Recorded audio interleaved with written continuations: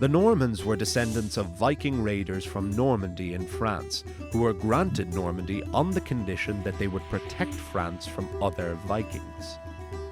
After a few generations, these Viking pagans transitioned to French-speaking Christians. Though the Normans maintained certain Viking traits that served them well, such as a thirst for adventure, war, and conquest, their armies were also well-trained and disciplined. The troops were heavily armed and armoured, and the mounted Norman knight was essentially the tank of the Middle Ages. The Norman invasion of Britain and Ireland began in 1066 AD, when William the Conqueror invaded England and took the throne. As his name would suggest, the conqueror succeeded through force and terror, followed by a huge program of building castles and settlements and political intermarriage. Meanwhile, in Ireland, the ruthless power struggles continued. The old King of Leinster, Dermot MacMurrough, brought powerful Norman warriors to Ireland to help him regain his kingdom. In return, their leader, Strongbow, was given the hand in marriage of Dermot's daughter, Aoife. They soon won back Leinster and even began setting their eyes on other Gaelic kingdoms. Upon Dermot's death, Strongbow declared himself King of Leinster. King Henry II of England feared the creation of a rival Norman kingdom in Ireland, so the king decided to make his own claim on the island. When Henry arrived, Strongbow, the Norman lords, and most of the Gaelic kings surrendered to the power of the King of England. Some Gaelic kingdoms resisted, but over the next few years the Normans increased their territory.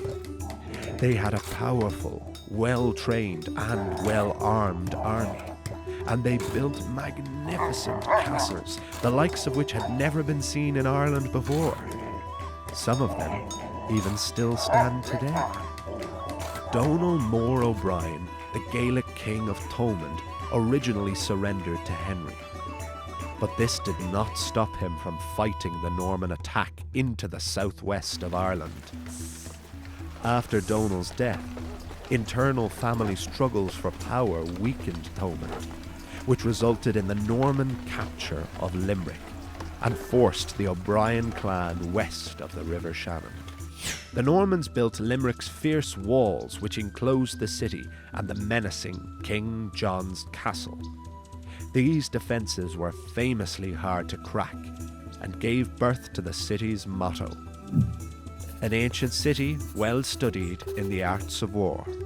For various reasons, plague, rebellion, invasion, and neglect, English control declined after the 1300s. Over time, Hiberno-Norman lords adopted the Irish language, culture, and customs.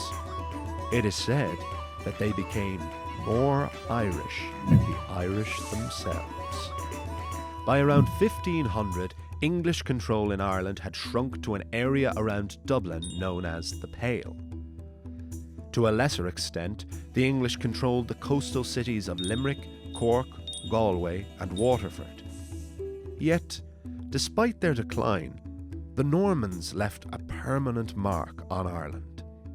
They introduced the English language and the feudal system. They increased agriculture and trade. They built castles and cathedrals, and they influenced the religion, politics, and even the culture of the island.